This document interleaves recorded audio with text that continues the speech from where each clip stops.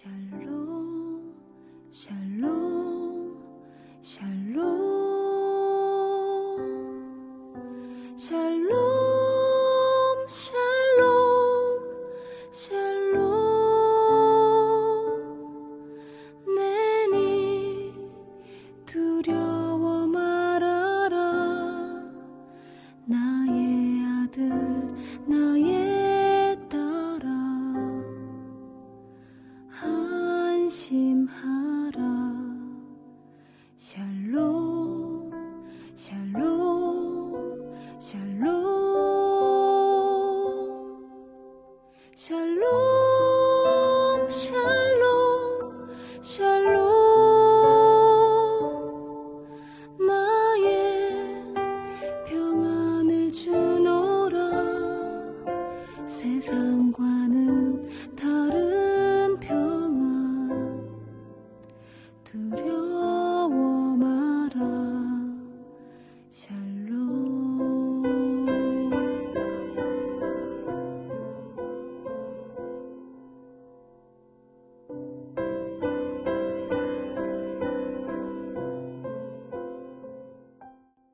(4월 17일) 늘푸른 새벽 예배를 하나님 앞에 올려 드리겠습니다.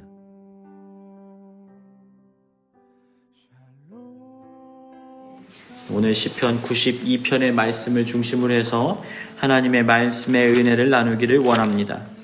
오늘 이 말씀을 우리가 가만히 살펴보면요, 어떤 상황입니까? 이스라엘 백성들이 하나님 앞에서 아름답게 살아가기를 원합니다. 그러나 그들을 묶고 있고 그들을 애워싸고 있는 원수의 세력들로 인하여서 큰 어려움을 겪고 있는 문제의 상황이라는 것을 우리가 발견할 수가 있습니다. 그럼에도 불구하고 이 시편 92편은 하나님 앞에서 받는 상급과 축복에 대하여서 선언하고 선포하고 있는 거예요. 어쩌면 우리의 삶을 짧은 이 92편 안에 함축해 놓은 것과 같은 모습입니다. 우리가 하나님의 백성으로서 이 땅을 승리하며 하나님께 영광 돌리는 삶을 살아가기를 소망합니다. 주님의 이름이 거룩히 높임을 받으시오며 나를 통하여서 주님의 이름이 높임받기를 원합니다. 그런 어떤 사명을 가지고 우리가 삶을 살아가기를 원하지만 때때로는 여러 가지 문제와 우리의 어려움의 환경으로 인하여서 우리는 넘어지고 때로는 낙심하고 실망하게 될 때가 많이 있다라는 거예요. 그럼에도 불구하고 이 시편 기자의 고백처럼 하나님을 찬양하고 하나님을 높일 수 있는 이유가 무엇입니까? 오늘 말씀을 통하여서 이러한 영적인 은혜를 분별하고 깨달으시길 축복합니다. 여러분, 우리가 먼저 이 92편을 살펴보기에 앞서서 파란 글씨로 앞에 쓰여져 있는 주제를 한번 살펴볼 필요가 있습니다. 뭐라고 되어 있습니까? 안식일의 찬송시라고 되어 있어요. 그러니까 이 시편은 언제 읽은 거예요? 안식일. 그러니까 그들이 예배를 드리기 위해서 우리가 오늘날로 따져보면 주일 예배죠. 주일 예배를 드릴 때 이 찬양을 올려드렸던 시의 내용이라는 것입니다. 안식일에 찬양을 하기 위해서는 우리가 어디에 와 있어야 돼요? 안식일에 예배 드리는 처소에 와 있어야 되는 거죠. 여러분, 여기서 우리가 한 가지 중요하게 깨달아야 되는 것이 무엇입니까? 하나님께서 은혜를 베푸시고 돌보시는 은혜를 맛보기 위해서는 우리가 뭘 해야 된다는 거예요? 안식할 수 있어야 된다는 거예요. 여러분, 우리 하나님께서 어떻게 하셨죠? 천지를 창조하시고 7일 만에 창조하시고 마지막 날은 쉬셨다라는 것을 우리는 압니다. 그리고 하나님을 따르는 하나님의 백성들, 하나님의 통치와 다스림과 하나님께서 모든 것을 만드셨다라는 것을 고백하는 자들은 어떻게 하는 자들이에요? 안식일에 함께 쉼으로 인해서 내가 하나님을 믿습니다. 하나님께서 세상을 창조하신 것을 믿습니다. 내가 그분의 소유되었고 내가 그분의 피조물임을 인정합니다. 라고 고백하는 것이 안식일에 쉼을 갖는 거예요. 여러분, 쉼은 언제 가질 수가 있나요? 여러분, 지금 이 시편 기자의 고백을 한번 보십시오. 원수의 세력들이 아직도 여전히 그들을 괴롭히고 고통스럽게 하는 거예요. 정면에 나서서 그들의 앞길을 가로막고 그들을 해방하고 그들을 위협하고 있습니다. 문제로 인해서 쉴 수가 없는 상황이에요. 그런데 쉼을 쉬다니요, 어떻게 이것이 가능할 수 있단 말입니까? 여러분, 우리가 인생을 살아가다 보면 쉼 없이 달려가야 될 때가 있어요. 멈출 수가 없어요. 지금 이 눈앞에 있는 고지를 정복하기 위해서, 아니 오늘 내게 주어진 작은 숙제를 해결하기 위해서 나는 쉴 틈 없이 부지런히 다름질쳐 나아가야만 합니다. 내가 가만히 서 있다고 해서 뒤로 물러난 것도 아닌데 주변의 사람들이 앞질러서 가기 때문에 내가 가만히 멈출 수가 없는 거예요. 그런데 여러분, 언제 우리는 쉼을 쉴 수가 있습니까? 하나님 안에 우리가 존재한다는 것을 받아들이고 진심으로 믿어질 때 우리가 쉴 수 있는 거예요. 여러분, 동물들을 한번 보십시오. 동물들이 배를 깔고 누워서 아주 평안하게 쉼을 누리는 그런 푸른 풀밭, 쉴만한 물가, 이런 모습의 이 아름다운 이 목초적인 이미지를 한번 떠올려 보십시오. 언제 그 동물들이 쉼을 얻습니까? 언제 편안하게 누워 있습니까? 여러분, 어떠한 대적도 없을 때, 더 정확하게 말하면 목자가 내 곁에 있을 때 그들은 쉼을 얻어요. 왜 그렇습니까? 목자가 나를 지켜줄 거예요. 목자가 나를 돌보아 줄 수 있어. 목자는 그런 능력과 힘이 있어. 그것이 확실하게 믿어지기 때문에 그들이 쉼을 갖게 되어지는 거예요. 여러분, 우리가 쉼을 가질 수 없는 이유가 무엇입니까? 하나님이 믿어지지 않기 때문입니다. 우리의 삶의 자리에서 돌보시고 역사하시고 일하실 그 위대하고 전능하신 크고 영화로우신 하나님이 우리 가운데 믿어지지 않으니까 마음이 분주해지는 거예요. 뭐라도 해야지. 내 삶을 위해서 무언가 내가 놓지 않을 수가 없어. 하나님을 우리가 믿고 의지하고 인정하기는 하지만 나는 지금 이 삶의 자리에서 치열하게 투쟁할 수밖에 없어. 늘 마음에 두려움과 불안함이 있어요. 24시간 늘 긴장해야 돼요. 내가 아니면 누가 내 삶을 보살펴 주겠어. 근데 여러분, 오늘 우리 주님께서는 이렇게 말씀하시는 거예요. 안식일의 찬송시, 수고하고 무거운 짐진 자들아 다 내게로 오라. 내가 너희를 쉬게 하리라. 왜냐하면 주님 안에 우리가 소유물로 있기 때문입니다. 주님께서는 우리를 결코 빼앗기지 않으시는 분이에요. 주님의 말씀을 한번 들어보십시오. 들에 핀 들풀을 보라. 공중에 나는 새를 보라. 심지도 거두지도 않고 그들이 이렇게 살아가지만 하나님께서 먹이시고 입히신다. 하물며 너일까 보냐 믿음이 작은 자들아. 여러분, 그 본문에 붙어있던 그 위에 있는 본문 한번 살펴보십시오. 그 예수님의 비유잖아요. 근데 거기에 뭐가 붙어있냐면 부자의 비유가 등장해요. 근데 거기에 우리가 부제로 붙여놓은 게 어리석은 부자라고 해놨습니다. 거기서 얻으셨던 교훈이 무엇입니까? 대부분 이렇게 말할 거예요. 아이고, 부자가 어리석긴 어리석구나. 평생을 수고하고 애를 쓰고 쉴 틈도 없이 내가 정말 쉬지도 못했지만 이제 내가 이 큰 창고를 가득하게 채우고 창고를 짓고 나면 난 이제 평안하게 쉴 거야 하고 그날 하나님께서 데려가셨다라는 거예요. 아, 그러니까 수고도 헛되고 노력도 헛되구나. 이 어리석은 부자야. 이 바보 같은 부자야. 우린 이렇게 받아들이기 쉽지만 여러분, 그게 아니에요. 여러분, 부자가 성경을 자세히 읽어보면 어떻게 자기의 소유에 대해서 애를 썼는지를 잘 살펴볼 수가 있습니다. 정말 정성스럽게 그것을 돌보았다라는 거예요. 그 자신의 소유물을 잘 보존하기 위해서 창고를 가득하게 채우고 밤낮 없이 그곳을 확인하고 점검하면서 소유물들을 지켜왔다라는 것입니다. 그런데 그 추수가 되어지던 때에 그날 또 다른 하나의 추수가 이루어집니다. 뭐 어떤 추수가 이루어져요? 하나님이 그 어리석은 부자를 추수하세요. 근데 그 추수를 했을 때 하나님 뭐라고 말씀하십니까? 이 어리석은 자야. 네가 네 재물을, 네 소유물을 소중히 여긴 것처럼 네가 내 소유라면 나는 너를 소중하게 여기고 가장 존귀하게 보호하고 지켰을 것인데 왜 너는 스스로의 그 고통 속에서 자신의 인생을 혼자 살아갔느냐. 이 말씀을 하시는 거예요. 내가 너를 보살폈다. 내가 너를 지켰다. 너는 나의 소유물이 되었다. 그런데 왜 그것을 받아들이고 인정하지 못하고 고통 가운데 이렇게 삶을 투쟁하듯 살아왔느냐? 라고 안타까워하시는 내용이 바로 이 부자의 비유예요. 그리고 거기에 연결된 게 바로 이 내용입니다. 들에 핀 들풀을 보라. 공중에 나는 새를 보라. 하나님께서 심지도 않고 다르지도 않고 기쌈도 하지 않았지만 그들을 먹이시고 입히시고 돌보아 주셨다. 하며 너희가 보냐? 믿음이 적은 자들아. 이 내용이 이렇게 연결되는 거예요. 여러분, 우리는 언제 쉴 수 있습니까? 주님을 인정할 때. 주님 우리의 삶의 주인 되심을 받아들일 때 주님께서 우리와 함께 하시고 우리에게 가장 좋은 것과 선한 것을 베풀어 주실 것을 믿을 때 이러한 쉼을 얻을 수 있다는 거예요. 근데 그 쉼이라는 건 아무것도 안 한다는 게 아니라 주님 앞에 나와서 쉬는 거예요. 영혼의 쉼을 얻는 거예요. 아유 목사님, 주일 예배가 오히려 저한테는 일이 되던데요. 음식도 장만해야 되고 봉사도 해야 되고 거기 가려면 준비도 해야 되고 하루 종일 예배 드리고 그 다음에 돌아오면 피곤하고 곤비하던데요. 근데 여러분 그렇지 않아요. 영혼의 쉼을 통하여서 우린 참된 회복과 안식을 누리게 되는 거예요. 주님 앞에 가까이 있을 때 하나님께서 우리 가운데 은혜를 충만하게 부어주시는 거예요. 그 능력으로 오늘을 살아가는 거예요. 믿으시게 주님의 이름으로 축복합니다. 근데 여러분 안식일과 또 주일의 개념을 좀 우리가 구분할 필요는 있어요. 안식일은 언제입니까? 토요일이에요. 그리고 주일은 뭐예요? 예수님께서 죽으시고 부활하신 첫 아침, 안식 후 첫날. 그래서 주일입니다. 그렇기 때문에 이 안식일과 주일의 개념이 조금 달라요. 우리는 무엇을 지키죠? 주일을 지키죠. 이 주일의 개념이 무엇입니까? 이제는 어떻게 된 거예요? 안식일의 의미와 함께 이렇게 합쳐졌지만 거기에서 더 큰 의미가 가져지는 것은 뭐냐면 부활하신 주님의 능력으로 일주일의 삶을 살아가겠다는 거예요.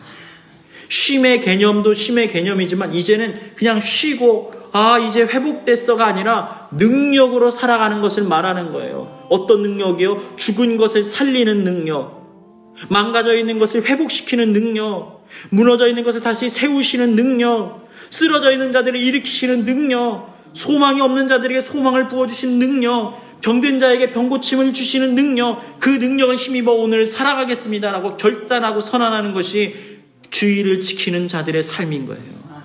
여러분, 이 믿음의 고백이 여러분의 삶의 자리에 넘쳐나길 주님의 이름으로 축복합니다. 여러분 이건 잊어버리면 안 돼요. 우리의 자녀들에게도 이것을 잃어버리게 하면 안 됩니다. 주일은 지켜야 돼요. 왜냐하면 그것은 하나님 앞에 우리의 신앙의 고백인 거예요. 자, 그리고 그렇다면 우리가 이 시편 92편의 이 찬양의 고백이 나오려면 어떻게 해야 됩니까? 집에 가서 한번 말씀을 좀 읽어보세요. 얼마나 좋은 말씀이에요. 시편 92편 찬양도 있잖아요. 아침에 주의 인자하심을, 그리고 밤마다 주의 성실하심이 베품이 좋으나이다. 얼마나 은혜스럽습니까? 주의 행하신 일로 말미암아 4절입니다. 나를 기쁘게 하시고 주의 손이 행한 일로 인하여 내가 높이 외치리이다. 주님께서 행하신 일이 얼마나 크고 놀라운지 주님, 내가 주님을 찬양하지 않고는 견딜 수가 없나이다. 어리석고 무지한 자라도 주님께서 일하시는 그 높으신 모습을 우리가 깨닫지 못할 수가 없습니다. 이렇게 얘기하는 거예요. 그리고 원수의 세력들은 그 앞에서 다 무너지고 쓰러지게 됩니다.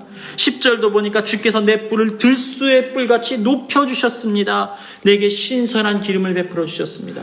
그냥 하루 먹고 하루 견디는 헐떡거리는 인생이 아니라 완전한 승리와 영광을 얻게 하여 주셔서 승리로 인하여서 사람들이 우러러보는 거예요. 그리고 뭐라고 얘기합니까? 의인은 종려나무와 같이 번성하고 레바논의 백향목같이 성장하리로다. 여러분, 종려나무가 뭐예요? 종려나무까지를 예수님 들어오실 때 흔들잖아요. 영화롭고 아름다움, 존귀함이라고 하잖아요. 여러분, 이 영화제에도 종려나무가지상 아름답다라는 거예요. 아주 영화로운 것을 말하는 거예요. 우리의 인생을 어떻게 하신다고요? 영화롭게 하신다고요.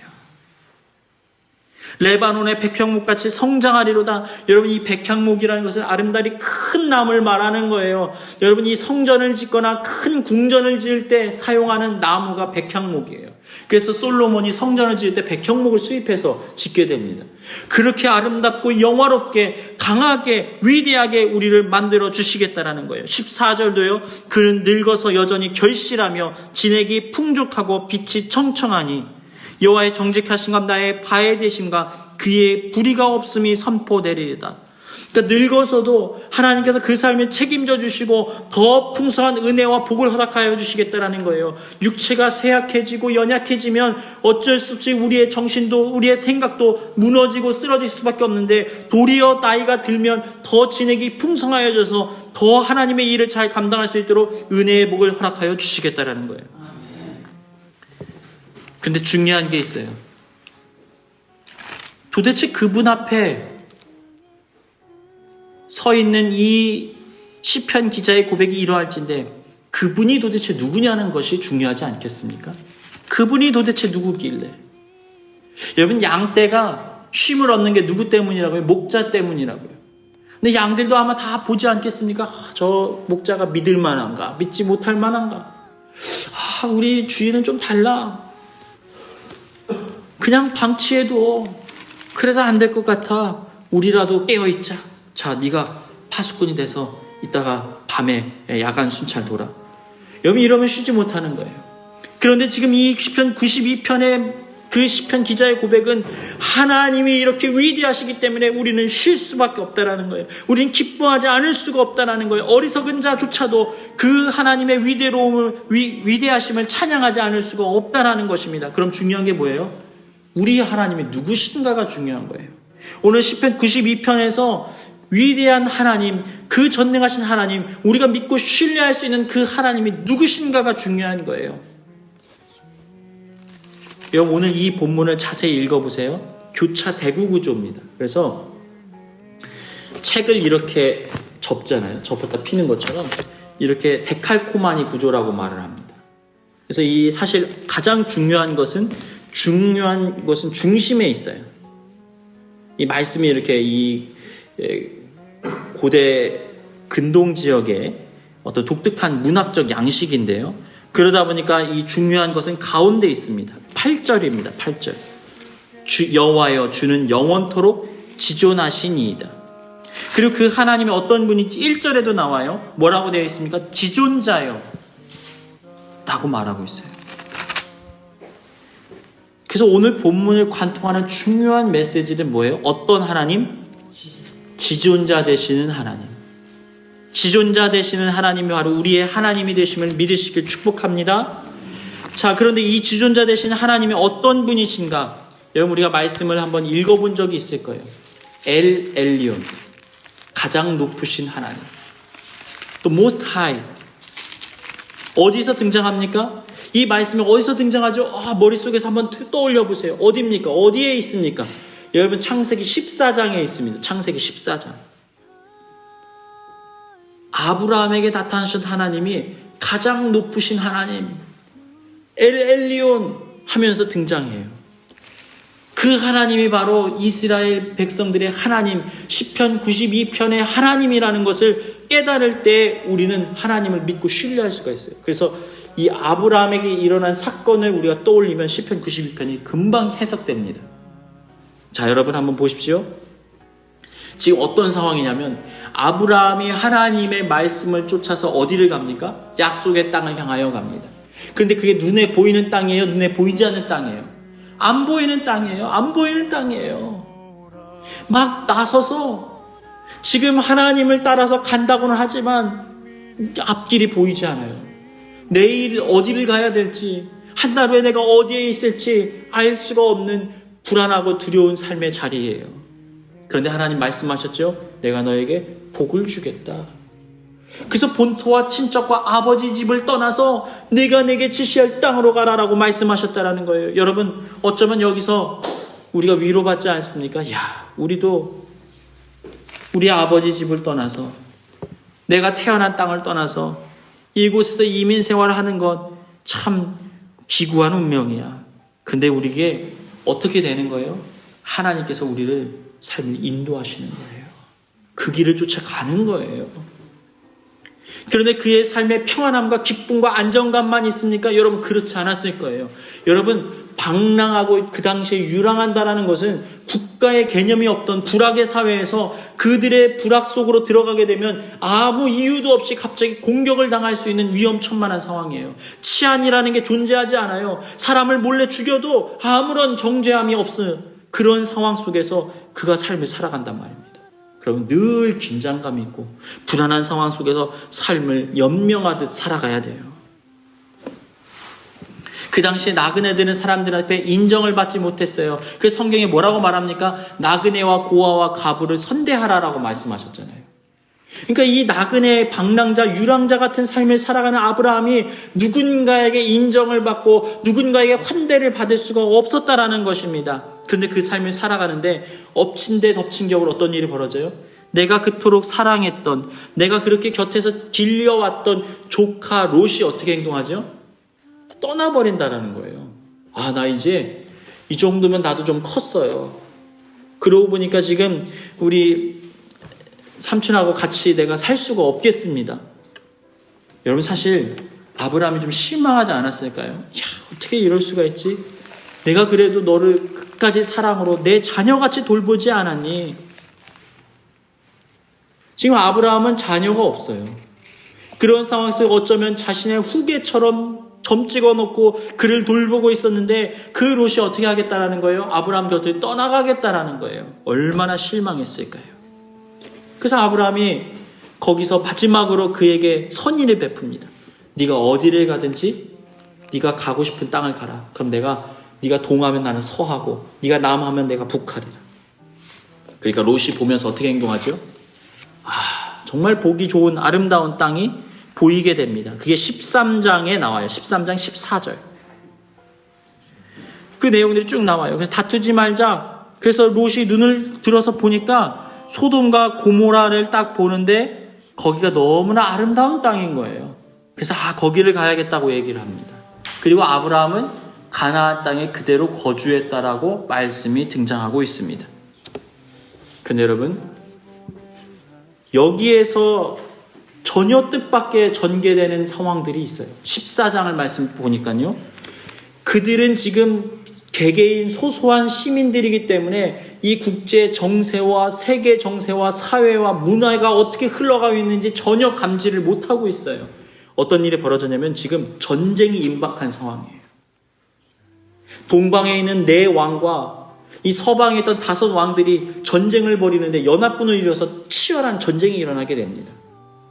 이 엘라만 그돌라오멜이라는 그 왕을 중심으로 해서 4개의 왕이 이 세계 전역을 장악하고 통치하고 있었는데 이 서방에 있던 5개 왕들이 반역을 해서 싸움을 벌인 거예요.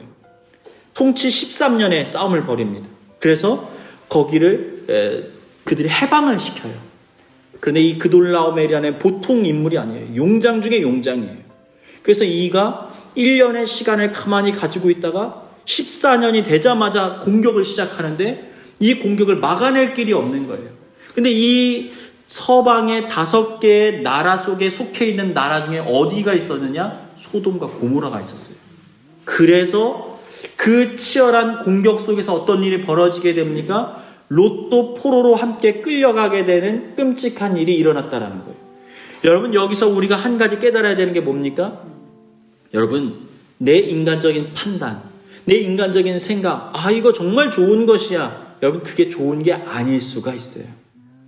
근데 우리 인간은요, 다 알 수가 없다라는 거예요. 겉에 보여있는 빙산의 겉모습만 보고 빙산 속에 있는 물 밑에 감춰져 있는 그 어떤 위험천만한 것들에 대해서는 우리는 다 볼 수 없고 이해할 수가 없다라는 거예요. 여러분, 우리가 평안하다고요? 어쩌면 평안하지 않을 수도 있어요. 내가 알지 못하는 어떤 세계 안에서 보이지 않는 것들에서 무언가 치열한 일들이 일어나고 있는 것을 우리는 다 알 수가 없다라는 것입니다. 내가 눈을 감고 잠을 자면 내 주변에서 누가 왔다 갔다 하는지, 도둑이 들어왔는지, 강도가 내게 칼을 들이밀었는지 우리는 알 수가 없다라는 거예요. 여러분, 그게 우리의 인생이라는 것입니다. 다 아는 것처럼 생각할 수가 없다라는 거예요. 그런데 엘리온, 가장 높으신 하나님 어떤 분이시라고요? 아브라함이 만났던 하나님 어떤 분입니까? 높은 곳에서 보시니까 다 아시는 거예요. 얘야, 가지 마. 얘야, 그거 아니야. 얘야, 그거 그렇게 하면 안 돼. 얘야, 그거 선택해야 돼. 아니에요, 주님, 이거 선택하면 안 되는 거예요. 아니야, 가. 하나님, 이 길로 가야 되겠어요. 아니야, 가면 안 돼. 누가 하신다고요? 주님은 하신다고요. 지금까지 우리의 삶이 보호와 돌봄을 받을 수 있었던 이유는 그 가장 높으신 하나님께서 우리의 모든 삶과 형편과 속사정을 다 알고 계시기 때문에 지금 우리를 보호하고 계신 거예요. 우리가 미처 깨닫지 못했을 뿐이지 하나님은 모든 것을 감찰하시고 주관하시고 계신 거예요. 믿으시길 주님의 이름으로 축복합니다. 여러분, 그 하나님이 우리 하나님이에요. 그래서 우리는 두려워하지 않을 수 있는 거예요. 안식일에 쉼을 얻을 수가 있는 거예요. 내가 몰라도 하나님은 보호해 주시는 분이야. 내가 알지 못해도, 내가 대항하지 못해도 하나님은 지켜주시는 분이야. 두 번째, 여러분, 아브라함이 어떤 실수를 범했습니까? 아브라함이 어떤 실수를 범했죠? 창세기 12장에 보면 하나님 뭐라고 하죠? 내가 내게 지시한 땅으로 가라. 그러면 지금 아브라함은 뭐라고 말해야 돼요? 하나님께서 내게 가라고 하는 길 외에는 네가 다 가도 좋다라고 말해야 되는 게 정상이에요. 근데 지금 롯에게 선의를 베푼다고, 호의를 베푼다고 뭐라고 말했어요? 네가 가고 싶은 대로 가면 내가 반대로 행동할게. 여러분, 이 말은요, 지금 하나님의 약속을 잊어버린 말씀이에요. 그렇기 때문에 임의로 행동해요. 만약에 롯이 나 여기에 있겠습니다, 가나안 땅에 그대로 머물러 있겠습니까? 하면은 하나님의 약속을 지금 아브라함이 지킬 수가 없는 거잖아요. 여러분, 그러나 하나님께서는 이 롯의 모든 선택과 아브라함의 선택 속에 개입하셔서 일하시는 하나님이셨습니다. 그것을 우리가 깨닫게 하는 게 뭐예요? 롯이 떠나자마자 하나님이 다시 나타나셔서 롯에게 가르쳐 주세요. 얘야, 눈을 들어 너 있는 북쪽과 남쪽과 동쪽과 서쪽을 봐라. 모든 것을 너에게 다 주겠다. 너 기억하니? 내가 밤하늘에 너를 바깥으로, 장막 밖으로 들여내어서 하늘의 별을 봐라. 이 뭇별들이 찬란하게 영화롭게 아름답게 온 세상에 수놓인 것처럼 내가 너와 너의 자손을 그렇게 만들어 주겠다라고 말씀한 그 약속을 넌 기억하니? 나와 함께하면 그 은혜를 누리게 되는 거야. 우리 하나님은 약속의 하나님이에요. 가장 높으신 하나님은 스스로의 약속을 반드시 성취하고 지키시는 분이에요.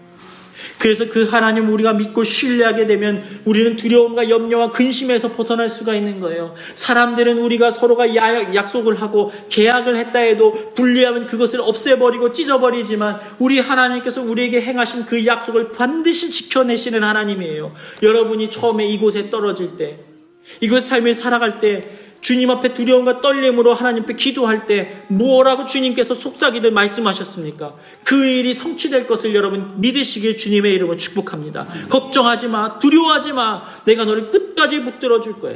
너를 통하여 위대한 일을 행할 거야. 이 베를린 땅이 주님의 땅으로 만들 거야. 그렇다면 그 약속은 이루어질 거예요. 겨우 우리 앞에 있는 작은 문제로 인해서 치열하게 삶을 살아가고 있다면 이제는 우리 눈을 들어 하늘을 바라봐야 돼요. 자, 그리고 마지막, 아브라함이 보았던 엘 엘리온, 가장 높으신 하나님 어떤 분이에요? 여러분, 아브라함이 뭘 하죠? 지금까지 아브라함의 모습을 보니까요, 굉장히 이 결정 장애가 있는 사람같이 행동해요. 뭐든지 애매하게 결정을 해요. 그런데 이 롯이 끌려갔다라는 사실을 듣자마자 그가 집에서 길려온 318년을 모읍니다. 그리고 추격을 했다라는 거예요. 여러분, 지금 4개 나라의 연합군이 승리를 하고 지금 승전가를 부르면서 자신들의 집으로 돌아가고 있는데 지금 1개 개인이 자신들의 가신들을 이끌어서 추격을 해서 그들과 싸우겠다고 덤벼드는 거예요. 여러분, 이 일이 있을 수가 있습니까? 물론 여러분, 우리가 이 고대 문서, 아마르나 문서를 살펴보면 이렇게 되어 있어요. 318명. 그렇게 되면 남자만 318명이잖아요. 그러면 이 아브라함의 가신이 몇 명 정도 됐냐면 가족들이 한 1000명 정도가 됐다는 거예요. 그러니까 보통 인물이 아니에요. 처음에 빈몸으로 시작을 해서 창세기 12장에 하나님의 은혜를 쫓아 그가 복을 구하며 삶을 살아가는데 어떻게 된 거예요? 1000명의 가정을 거느린 하나의 부족인이 된 겁니다. 그러니까 하나님 앞에 놀라운 축복을 받았다라는 거예요. 여러분, 그럼에도 불구하고 여러분, 한 개인이 어떻게 4개의 연합군을 싸워서 승리할 수가 있단 말입니까? 여러분, 불가능한 일이에요. 근데 어떤 일이 벌어지죠? 하나님께서 그의 손을 강하게 하시니까, 하나님께서 그의 손을 붙잡아 주시니까 가장 위대하고 높으신 하나님의 능력을 힘입은 아브라함과 그의 그 가신들이 싸움에서 승리하는 거예요. 국가와 싸워서 승리를 벌이는 일이 일어나게 됩니다. 그리고 도리어 그 5개 나라의 포로된 자들을 다시 잡아다가 돌려보내주는 거예요. 그리고 롯도 다시 구출해 옵니다. 많은 전리품들을 자신이 얻는 것이 아니라 되돌려 줍니다. 여러분, 우리 하나님은 그런 하나님이에요. 아브라함을 강하게 하셨던 하나님, 그리고 그 하나님께서 바로 우리의 하나님이 되어 주신다라는 것입니다. 내가 힘이 없다고요? 내가 약하다고요? 나는 아무것도 아니라고요? 나는 감추인 존재라고요? 그러나 하나님께서 우리와 함께 하시면, 가장 높으신 하나님 엘 엘리온의 하나님께서 함께 하시면 우리는 하나님의 영광과 능력과 권세를 누리며 이 땅을 살아갈 수 있게 되어진다라는 거예요. 그래서 지금 17절의 말씀을 보니까 그때 누가 등장합니까? 살레만 멜기세덱이 등장해요. 그리고 11조를 하나님께 드리라는 거예요. 그때 아낌없이 드려요. 왠 줄 아세요? 자신의 능력이 아니라는 걸 알고 있으니까. 이 318명을 데리고서 이 강력한 세력들, 그 강력한 부족들, 전 세계를 호령하고 떠들썩하게 만든 4개의 왕과 싸워서 이긴다라는 건 꿈꿀 수도 없는 일들이에요. 상상조차 되지 않을 일들이에요. 그런데 그 일이 일어나 버렸어요. 그래서 깨닫는 거예요. 나는 작지만 주님은 크시구나. 나는 보잘것없지만 주님은 영화로우시구나. 내가 믿는, 내가 아는, 나와 함께 하시는, 나의 주인이 되시는 그 하나님은 내가 생각한 것보다 훨씬 강하시고 훨씬 크시구나. 그것을 그가 믿으니까 이 시편 92편의 고백이 나오는 거예요. 주님으로 인하여서 내가 평안합니다. 여호와의 집에 심겨서 우리가 주님의 뜰 안에서 영원토록 번성하지 않을 수가 없습니다. 사랑 여러분, 여러분의 삶을 주관하시고 이끄시는 하나님이 어떤 분이십니까? 그 전능하신 하나님, 그 크고 위대하신 하나님, 엘 엘리온 가장 높으신 하나님, 그 하나님이 바로 저와 여러분의 하나님이 되시길 주님의 이름으로 축복합니다. 그 하나님을 힘입어 오늘도 참된 안식과 기쁨을 누리며 하나님을 찬양하는 삶을 살아가기를 축복합니다.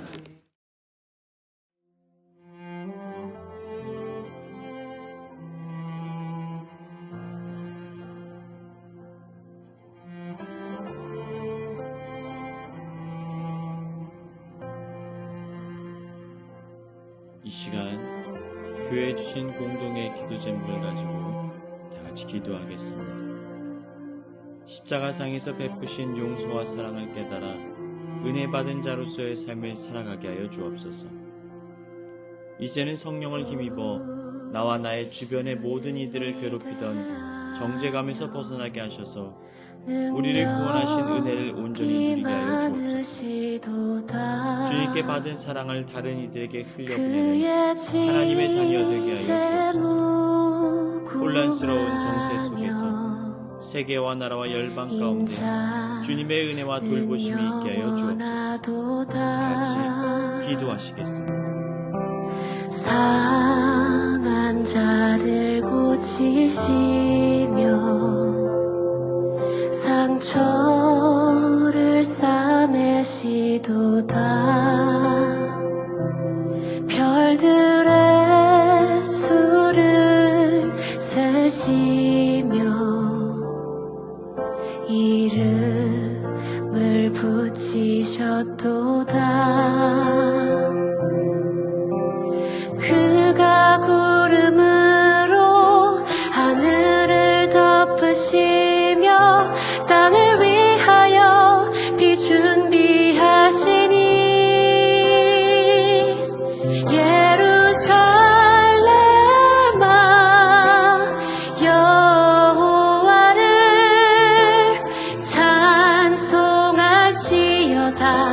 내 하나님을 감사함으로 그 앞에 나가며 주인제 앞에 경배해.